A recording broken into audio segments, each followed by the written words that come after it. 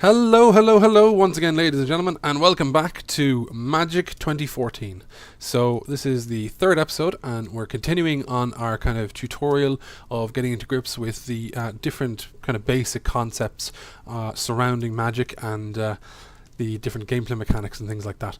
So we're now on the third episode. The previous things we've gone over in the kind of tutorial is we've gone over the kind of basics of how you cast spells, how you put land on the board, how you use lands to gain mana and use that mana then to cast spells, how to attack another player, how to attack another player's creatures, and then how to defend against another player and their creatures, and how to declare blockers and things like that.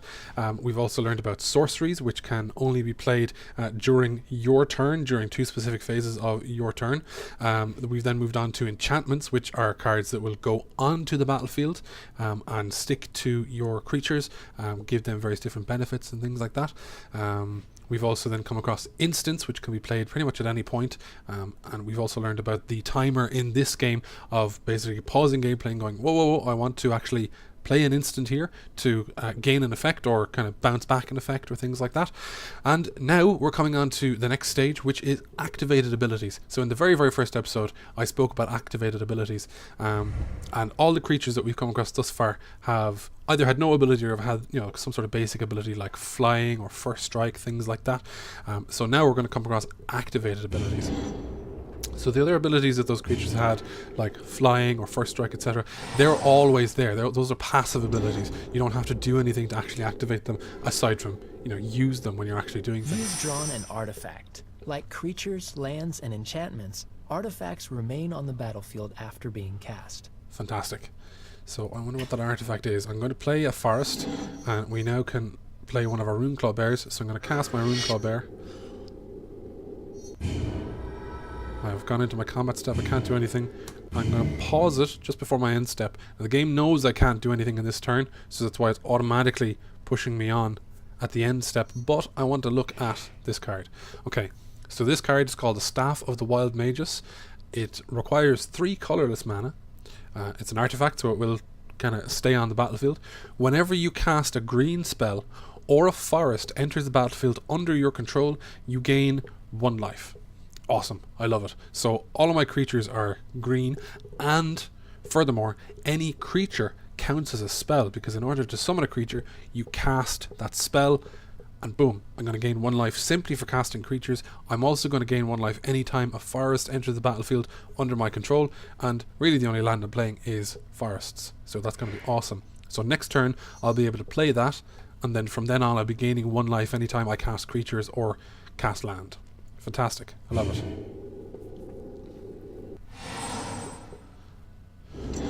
Okay, so he's playing blue deck, so he's playing islands over there. He's going to tap 1 island, and he's going to play a Kraken Hatchling.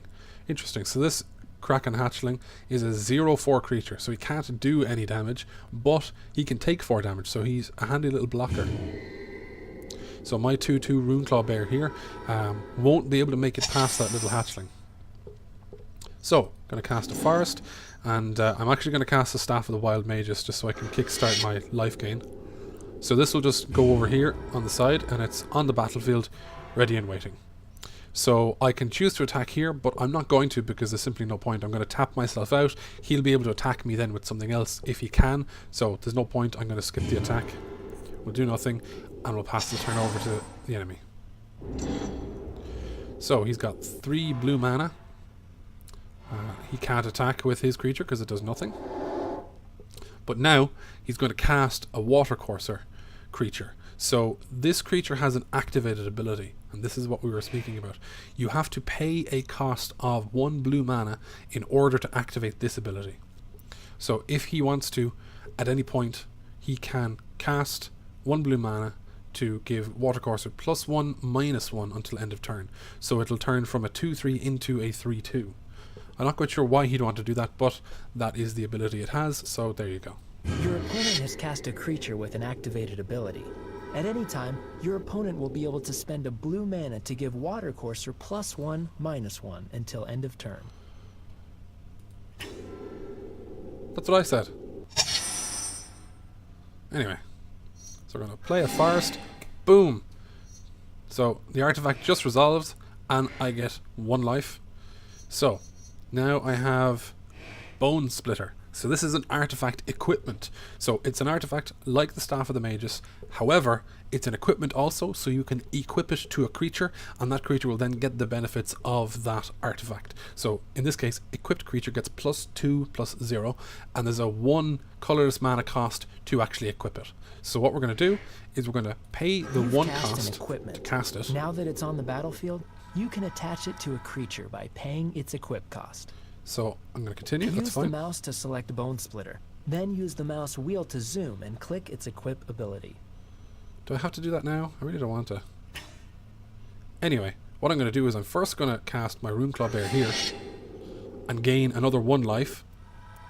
Fantastic. I still have 1 mana spare, so I can use it to do this. So we're going to activate the ability. We're going to pay 1 mana, and then we're going to attach it to this guy. Boom. So now my Runeclaw Bear is a 4/2. Right, okay. So this guy is a 2/3 and this guy is a 0/4. So if I attack with this guy and he blocks with this guy, unfortunately my Runeclaw Bear is gone, but this guy's gone also. Now this guy has a +1/-1. So it would, well, he doesn't have any mana to do it, but it wouldn't gain him anything to do that.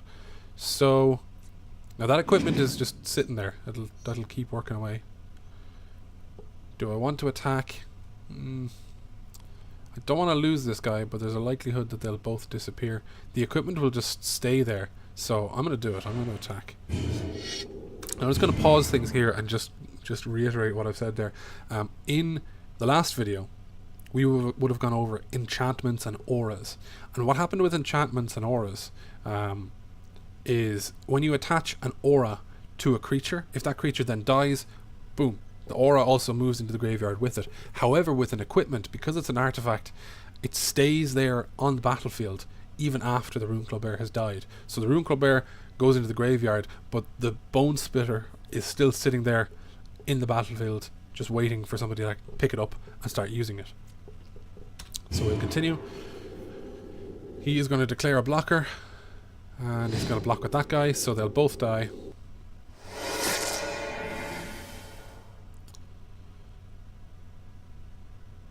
And that's that. When the creature carrying it is gone, Bone Splitter remains on the battlefield, and you'll be able to equip it to a new creature. Exactly. So my hope is that he's not going to play any further creatures, and I'll be able to take out his Kraken Hatchling. Fantastic. Okay, he's gone for it. So, going to play a forest and gain 1 life. This is a Gigantomancer. Ooh, interesting. So he's a creature, a human shaman. Pay 1. Target creature you control becomes 7/7 until end of turn. Wow, it just simply, boom, he turns into a 7/7. That's awesome. Okay, but he has a large cost. I can't play him for another couple of turns. I can't play him for another 3 turns. So, I'm going to take this. I'm going to activate the ability. I'm going to go attach it to this guy who is now available to attack. Boom, he's now a 4/2. And I'm going to swing into the combat. I'm going to swing for 4 and attack. So hopefully he's going to block with his Kraken Hatchling, or he's just going to actually take the 4 damage. We'll see. Yeah, he's going to take the 4 damage. Now the Kraken Hatchling, as far as I know, I can't quite remember, as far as I know, there is some ability that you can play, or some sort of artifact or something that you can play on that Kraken Hatchling to actually turn it into something massive, so it will then turn into a full-size Kraken, whatever. I'm going to jump back and forth with the pronunciation of that one. Okay, so at the moment he's still 16, so that's fine. I'm happy with that. I'm going to play a forest. I'm going to go up to 24. That's good. Now I can't play. Sorry, I can play this. I was going to say I can't play either of those. So Plummet is pretty good. It's just 2 mana, instant, and I can destroy a target creature with flying. Now he doesn't have any flying creatures at the moment, so it doesn't really help me. I still can't play my Gigantomancer, so we'll just move on. Okay, and we're going to attack and swing for 4. Now at some point he's going to have to start blocking this damage, because otherwise he'll die. But again, as I say, he is more than likely... Oh, wait. Return target creature to its owner's hand. Oh, crap. Okay, so he's playing an instant there, which basically pulls that creature all the way back into my hand. Crap. Right. Well, that's the end of that. Okay, so what happened there is I started my turn, did the upkeep, untapped everything, drew a card, couldn't play it, went into my combat phase and attacked with Runeclaw Bear, and then moved into my second main phase. I can now cast Runeclaw Bear again, gaining me 1 life, and I can then further pay 1 to attach this to my Runeclaw Bear. And I have nothing else that I can do, so I'm going to continue. We'll move on to the player's turn. So this is one of the things that I really like about Magic, is you have all of these kind of different bits and pieces that you can do. You can go, okay, right, so now because I'm in my second main phase, I can bring this guy back, and I still have enough mana to attach this, so I'm going to attach that, and you gain different benefits from having cast him again, and there's so much going on. It's fun, I find. Right, so this guy is an Archivist. He's 4 mana. He is a 1/1, and he has an activated ability of, if you tap him, you can draw a card. So he becomes useless at that point, but by tapping him, you can actually gain his ability. Archivist has a special ability that draws a card. The tap symbol in the ability's cost means tap this card. If the tap ability is on a creature, then, like attacking, the ability can't be used when the creature is first cast. So basically what he's saying there is Summoning Sickness means you can't tap the creature to either activate an ability or attack. So that's what he's saying there. So the Summoning Sickness doesn't just prevent you from attacking, it prevents you from using activated abilities on the turn that the creature has entered the battlefield. Okay, fantastic. So we have a Jade Mage, and she has an activated ability. If I pay 2 colorless and 1 green mana, I can put a 1/1 green sapling creature token onto the battlefield. Now, as we discussed in the last episode, I have a thing for tokens, so this is right up my alley. Jade Mage has a special Boom, ability I gain 1 life for creates that. a 1/1 creature for 1 green mana and 2 mana of any color. Use the mouse to select Jade Mage, then use the mouse wheel to zoom and click its ability. So what we spoke about earlier on with the Archivist was that we couldn't use his ability because it forces him to become tapped. However, what we can do is we can activate abilities that don't have a tapping cost. So just to go over that again, if we look at Archivist, the whole thing about Summoning Sickness is that you can't tap the guy to activate his ability or to attack in the same turn that he's been cast. However, I can, in the same turn that this creature was cast, use this activated ability. So I'm going to pay 3 to put a 1/1 green activate sapling. this ability any number of times by paying its cost again. Like an instant, an activated ability can be used at any time. Again, to point out, with Archivist, his activated ability involves tapping, and unless you have a spell that will untap him, you can't use that ability again until he untaps. Fantastic. Okay. So, what we will do now is continue. Now, I only have my Runeclaw Bear, but he's able to survive him, and he's able to kill him. So, yeah, I'll attack.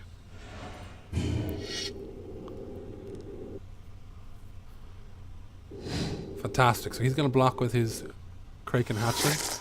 He takes full 4 damage and dies. I wonder why he did that. He could have afforded to take 4 damage there. And we will continue.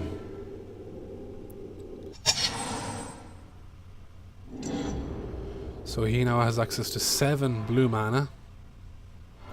He's not going to do anything. Imagine he's going to activate this ability here. So he can now draw a card. So he has drawn a card, and he's now playing Flight.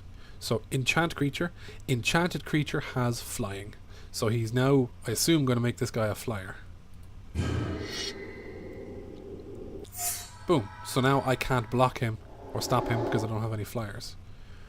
Oh, I like this guy. I've played this guy in my own paper Magic before. So Master Thief is a 2/2 creature, He has a 4 mana cost, and when Master Thief enters the battlefield, gain control of target artifact for as long as you control Master Thief. So I assume what's going to happen here is he's going to use Master Thief to take control either of my Bone Splitter or my Staff of Mages. Now, I would believe it would make more sense to take control of the Staff of Mages, because then what that means is the more creatures I cast and the more forests I cast, the more life he gains. So he benefits from me actually putting stuff on the board. That's what I would do. But he may want to just take Bone Splitter and... okay, fair enough, he's doing that. As I say, I would not have done that myself. I would have taken control of this just to gain more life. But he's decided to take control of my equipment and attach it to this guy to beef him up a little bit further. Now, I'm going to play a Forest. So I'm going to gain 1 life. I'm also going to play Plummet. And I'm going to destroy this guy. So he disappears. Now he still controls that artifact, so it stays on his side of the battlefield. I'm now furthermore going to activate this ability. And pop a 1/1 green sapperling creature token onto the battlefield.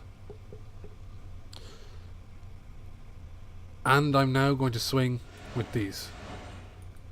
Now I want to save Jade Mage because she keeps generating creatures for me. I also can't swing with him. So what he's decided to do here is he's decided to take 2 damage from Runeclaw Bear to hold on to his Master Thief. And he's going to use the Sapperling to block. Sorry, he's going to use Master Thief to block my Sapperling.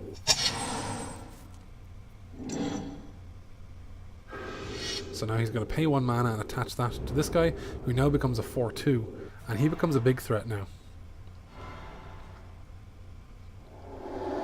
He's now going to play Divination, so he's paying 3 mana to draw 2 cards, playing a sorcery there.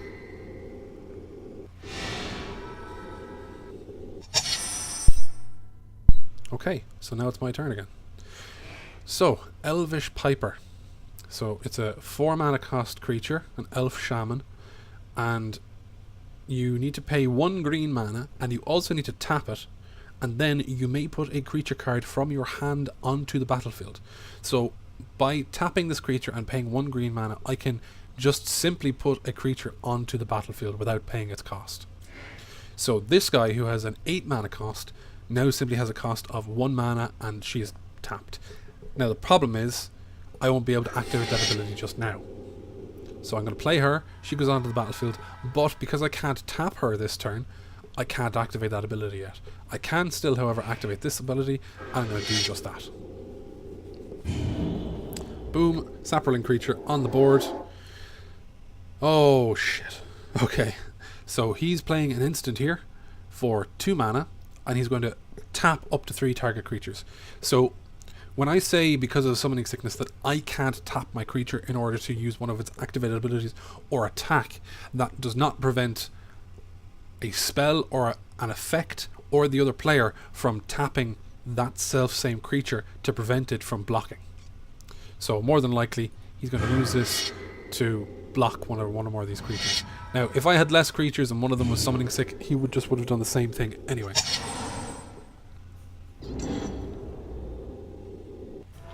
Now, so I'm just reiterating these things again because unless you're actually playing through it with somebody and you're able to, reinforce the ideas of how to play it, I just want to be 100% sure that I'm not being confusing or, being kind of obtuse about it, so that you get a good flavour of how to actually, go about it. So I've gained Withstand Death there, an instant that I can cast. So target creature gains indestructible until end of turn. I still can't cast my Gigantomancer because I don't have enough. However, I can pay 1 green and tap this creature and take my Gigantomancer and pop him right on the battlefield. Boom. There you go. Now, I can then pay 1 for a target creature you control to become 7/7 until end of turn. I'm going to activate that ability, and I'm going to make him become a 7/7. Boom. He's a 7/7. And now I'm going to activate this again. I'm going to pay 1 mana. I'm going to make him become a 7/7. Boom. He's a 7/7. And again, I'm going to pay 1 mana. I'm going to make this guy become a 7/7. Boom. And again, I'm going to activate this ability, and I'm going to pay 1 mana to turn this guy into a 7/7. And then we're going to continue. We're going to jump into our combat phase, and we're going to swing with everything. He has 1 creature to block with. I'm attacking for 7, 14, 21, 28 damage. He only has 14.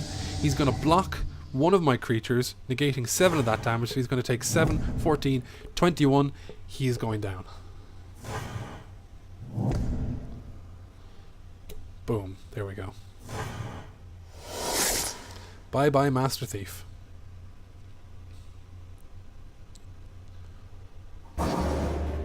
Yes! Suck it. Okay, so that is artifacts and activated abilities. And now we're going to fight Chandra Nalaar.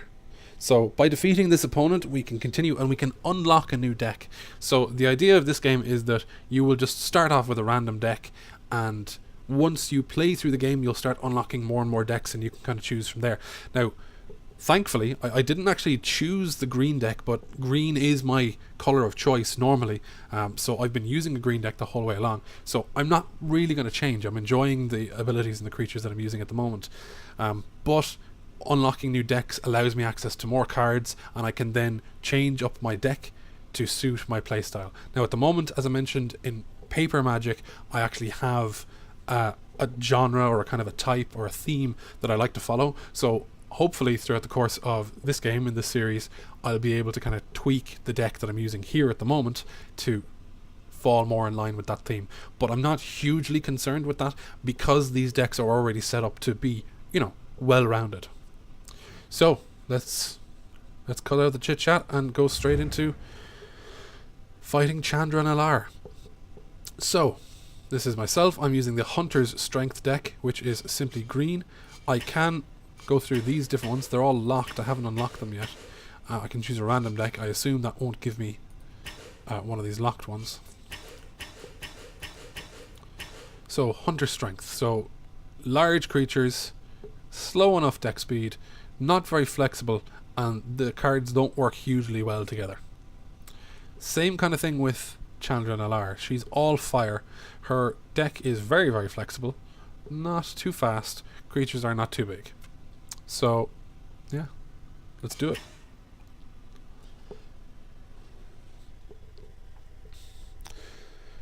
Time to take you down, Chandra. Okay. Now, this is something we haven't come across before in the tutorials, because you were given a set series of cards and they wanted it to play out in a certain way.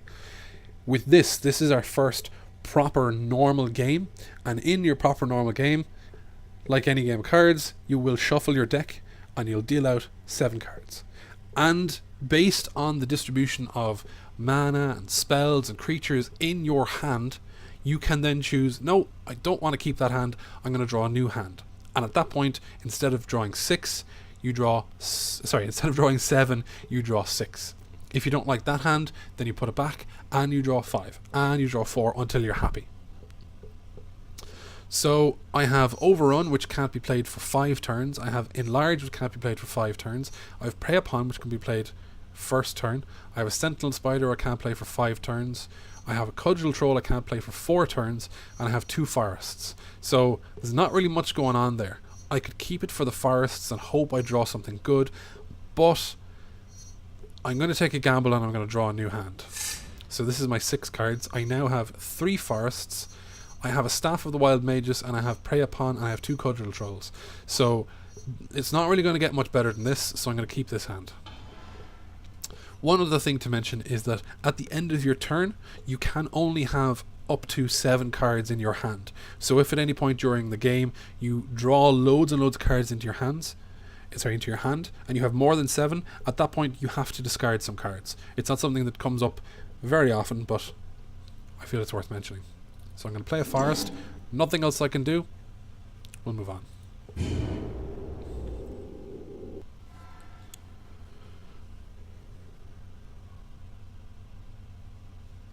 Sorry. Didn't realise it was waiting for me there. Right, so now it's Chandra's turn. She's going to play a mountain, and more than likely she's going to play something here. Oh, okay. So she didn't have anything she could play straight away. I still don't have anything I can play in this turn, which is unfortunate, but we'll continue. No combat. Move through the main. And it's Chandra's turn. So she's got 2 mountains now. She should have enough to play something. Boom, she's going to play Torch Fiend. So Torch Fiend is a 2/1 creature, and you can pay at any point a single red mana, and you can sacrifice Torch Fiend, so he dies and goes to the graveyard, and thus doing so, you can destroy a target artifact. So I better watch out for that. I have my Staff of Mages here, which is helpful. Sorry, Staff of the Wild Mages. But simply by paying 1 mana and killing this creature, who's quite small to be fair, she can actually get rid of my staff, and I'm not too happy about that.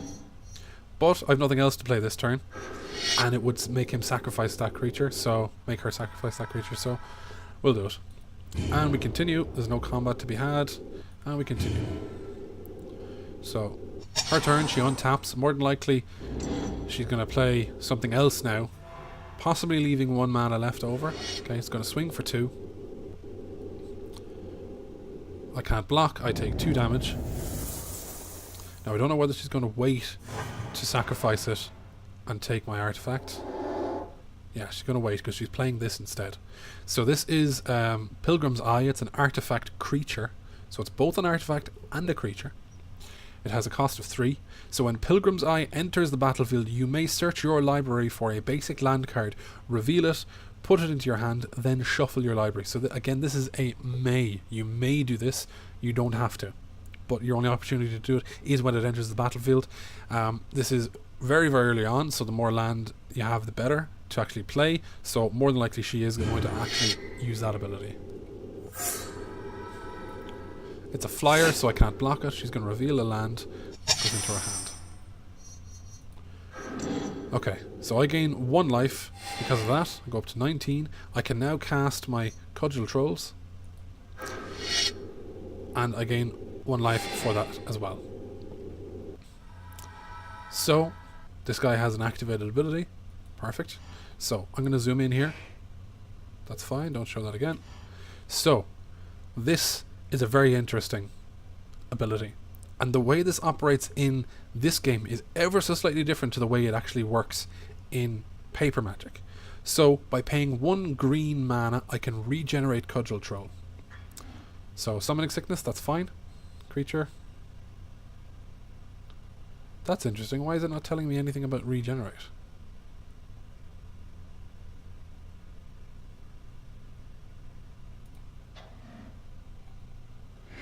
Huh. Okay, that's strange. Let's have a look at this one. More info. That's very, very interesting. It's not telling me anything about regenerate. Let's have a quick look.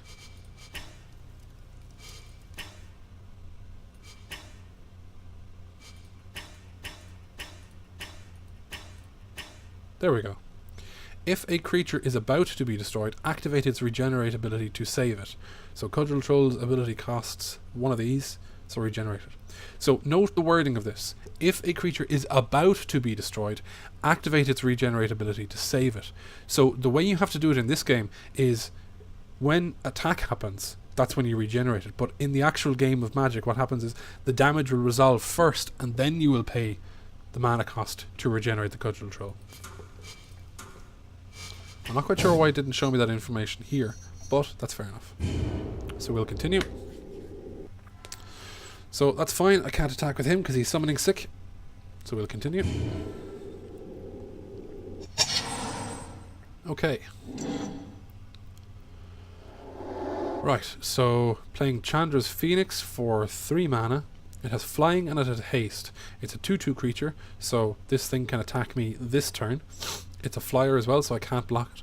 Whenever an opponent is dealt damage by a red instant or sorcery spell you control, or by a red planeswalker you control, return Chandra's Phoenix from your graveyard to your hand. Great. So if Chandra's Phoenix is dead and in the graveyard, and I get attacked with Lava Axe or something like that, a red instant or sorcery, and I take damage from that, then Chandra's Phoenix pops back into Chandra's hand. Helpful. So, like the Phoenix, it rises from the ashes. So that thing has haste. It can attack me this turn, which I'm not happy about, but there you go. So I'm now being attacked for 3 in the air.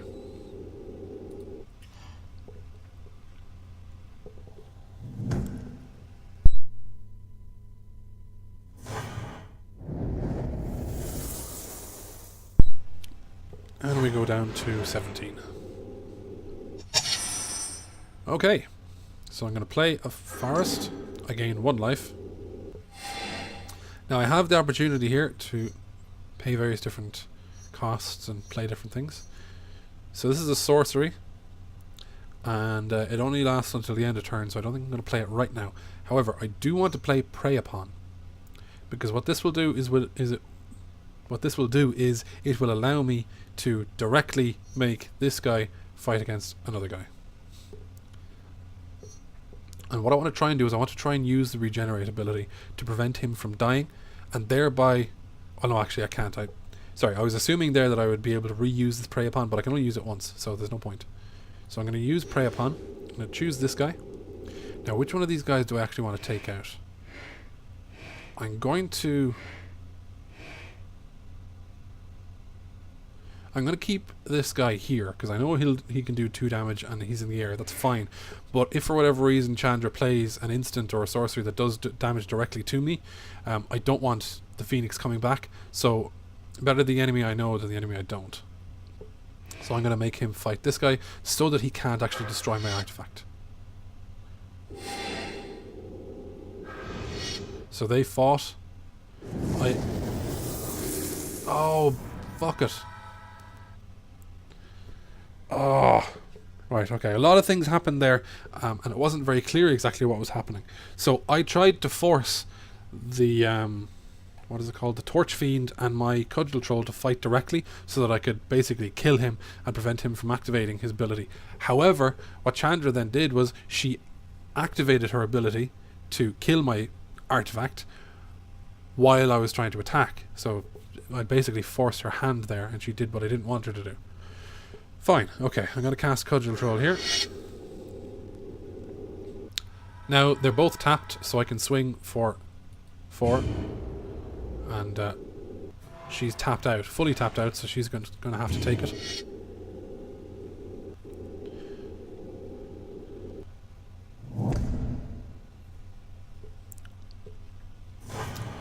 Okay.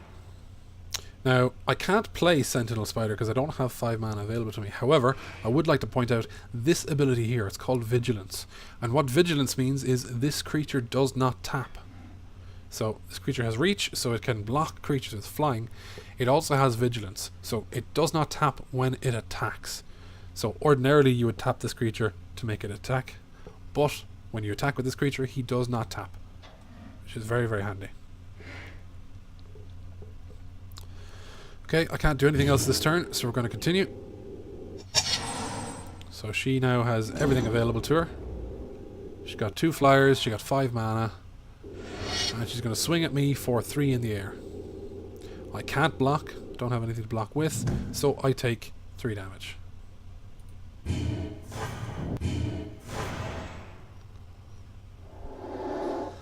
Oh crap, okay, and now she's playing Bloodpyre Elemental for 5 mana. So Bloodpyre Elemental is a creature, it's an elemental, and when you sacrifice Bloodpyre Elemental deals 4 damage to target creature. Activate this ability only anytime you could cast a sorcery. Okay, that's good, that's fine. So that means she can only use this ability in one of her main steps. She can't use it in a similar situation like when I used Prey Upon. It was my turn, so she couldn't have used something like that. Right, okay. So we'll leave her fire away with that. He's a 4-1, so he'll go down easily, but he'll more than likely take anything with it. What? Oh, bitch. Okay. So she had cast it during one of her main turns when she could cast a sorcery, and she just straight off the bat sacrificed it in order to kill my Cudgel Troll. That sucks. Okay, right. So which one do I want? Do I want Garrick's Companion or do I want the Sentinel Spider? I think I'm going to go with the...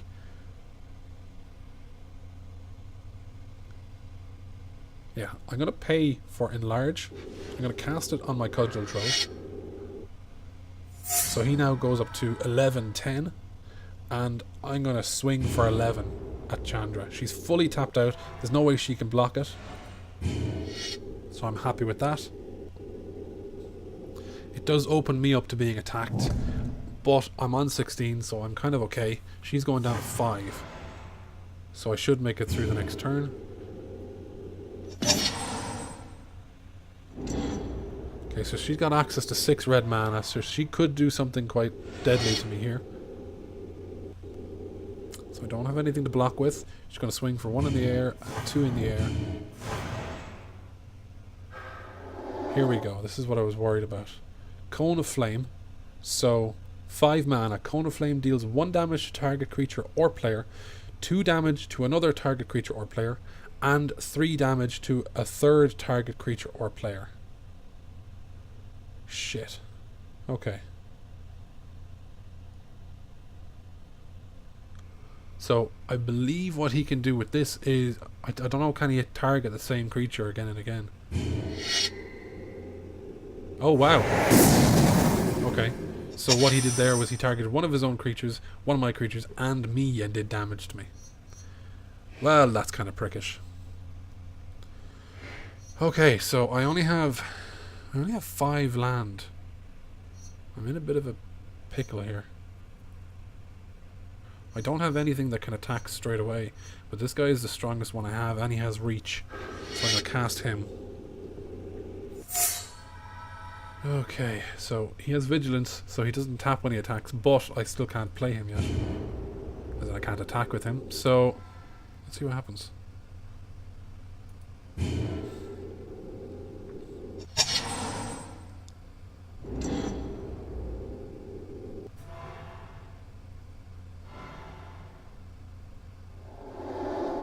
Crimson Mage. Target creature you control gains haste until end of turn. So you can pay 1 red mana to give a creature haste. So more than likely he's going to use that on a big creature he's just going to spawn in. Hunt the Weak. So put a +1/+1 counter on target creature you control. Then that creature fights target creature you don't control. Okay, I like the sound of that. That's 4 mana. So I can use that to get rid of one of these guys. I'm probably going to use it on this guy. So he gets +1/+1.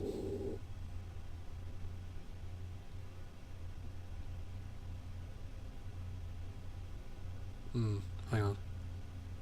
No, haste is not that much of an advantage unless he's just placed a really, really big creature. I want to get rid of the flyers.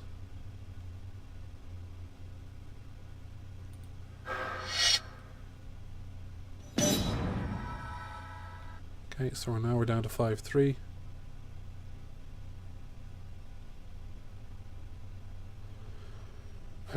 Okay, so together these guys could do 3 damage and kill my Sentinel Spider. So I'm going to continue on. I'm not going to attack this turn. It's probably a mistake, but I need more creatures before I can justify attacking, because she would just block with both and kill this guy. Now, more than likely what she's going to do, she's going to come out with either a massive creature or a spell that will kill this guy. There we go. Lava Axe, 5 damage directly to me that I can't avoid. Thankfully it costs a good bit of mana to do that. So we're now kind of neck and neck. Shit. Oh. This was what I was worried about. This is why I didn't want to get Chandra's Phoenix out there. Or I didn't want to get rid of it soon. And I shouldn't have done it. I really should not have done it. Okay. So...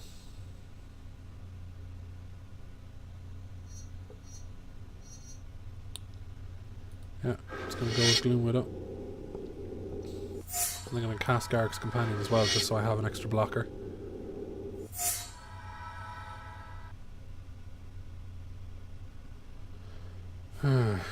Okay. I don't really have much choice in this case. So we're just going to go for it. Thankfully he doesn't tap, so he can still block. If he survives. Which he won't do, because she's now blocking with everything. However, thankfully, I now kill everything.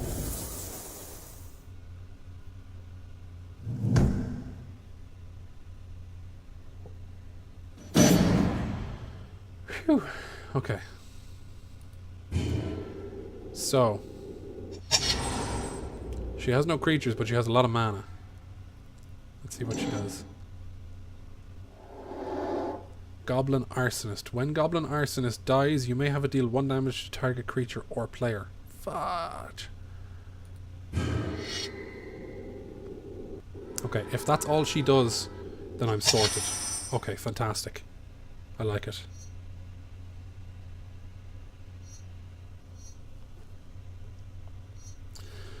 Right, so we're going to play Garrick's Companion. These guys are both available. They can do a total of 6 damage. This guy has Trample. So if I swing with these two guys, there's 6 damage waiting there.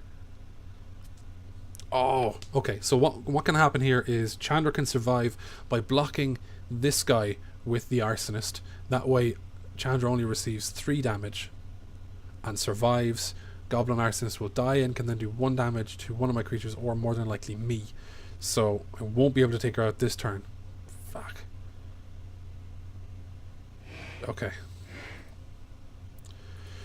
Alright, let's jump into the attack phase. I could take a gigantic risk and wait, but I don't think it's worthwhile.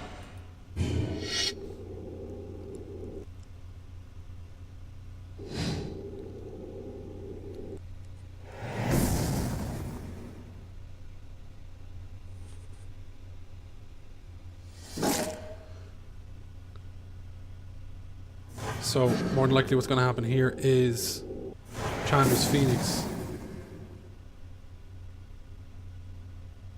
will not return. Because it has to be a red instant or sorcery. Okay. Okay, so I'm on 5, she's on 2. I have 1 blocker. If she has a single lava axe, I'm dead. Yes. Okay.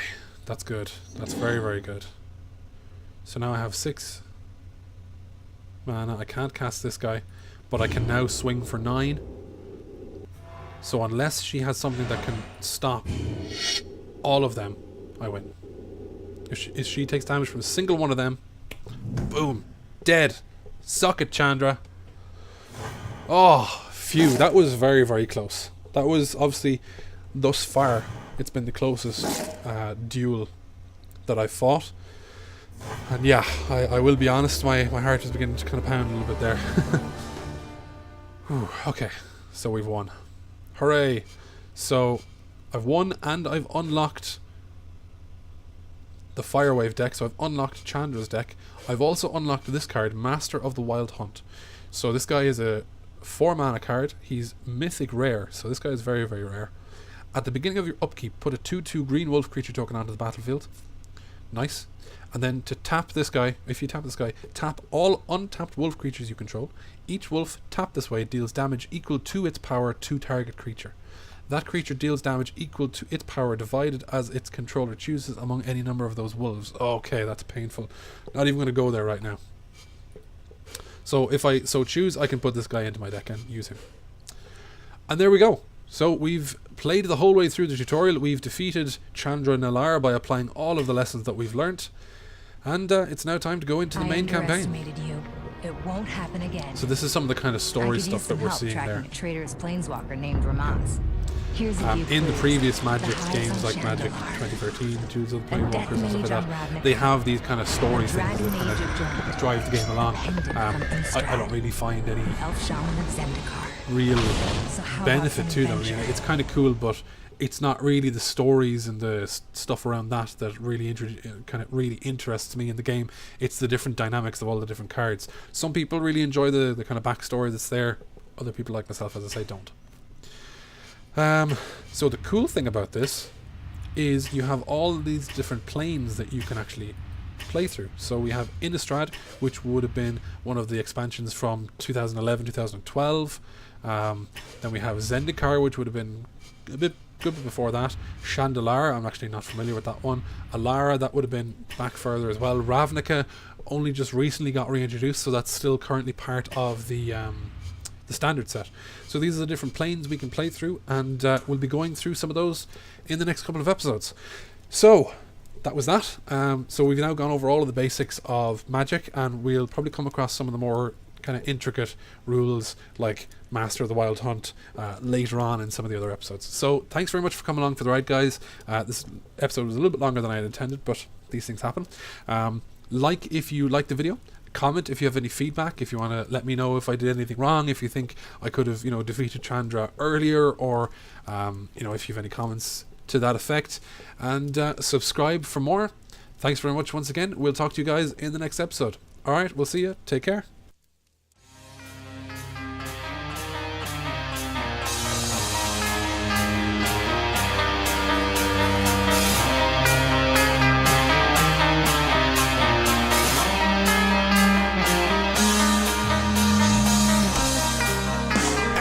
Just us and the stars.